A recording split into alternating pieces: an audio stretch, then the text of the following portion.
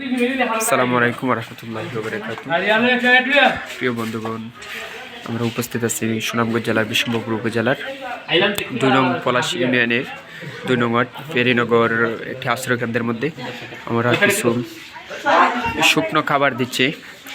আমাদের প্রিয় ভাই মাওলানা নুরুল আমিন ভাইয়ের অর্থায়নে এবং শহীদুল ইসলাম পলাশ হাফিজুল্লাহর নেতৃত্বে আমরা এই আশ্রয়কেন্দ্রের মধ্যে কিছু শুকনো খাবার দিচ্ছি। সকলে ভাইয়ের জন্য দোয়া করবেন, আমরা যাতে আমাদের সাধ্য অনুযায়ী সকলের কাছে শুকনো খাবারগুলো পৌঁছে দিতে পারি।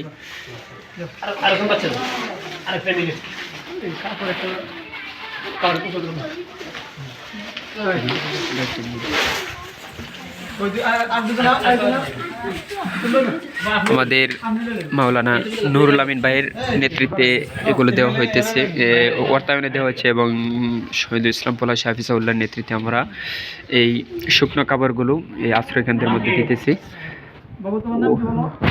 অসহায় মানুষ যারা ঘরের মধ্যে পানি এবং তারা আশ্রয় কেন্দ্রের মধ্যে আশ্রয় নিয়েছে, সকলে আশ্রয় কেন্দ্রের মধ্যে উপস্থিত হয়েছে।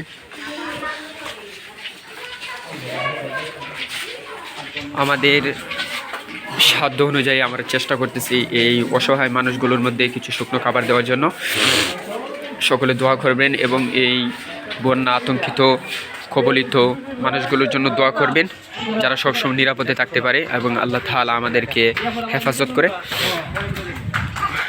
আমরা এই আশ্রয়কেন্দ্রের মধ্যে দিয়েছি এবং আমরা এখানে আরও পর্যাপ্ত পরিমাণ খাবার রয়েছে। আমরা এখানে আরেকটি আশ্রয়কেন্দ্রের মধ্যে যাব এবং যাদের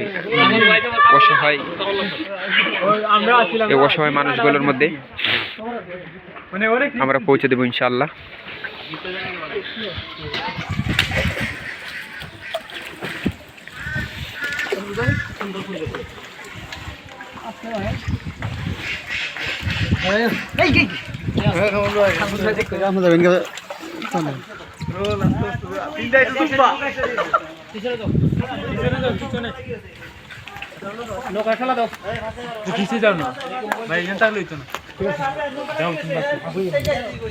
পিছনে যাইতে হবে, নাহলে নৌকা আসতো না।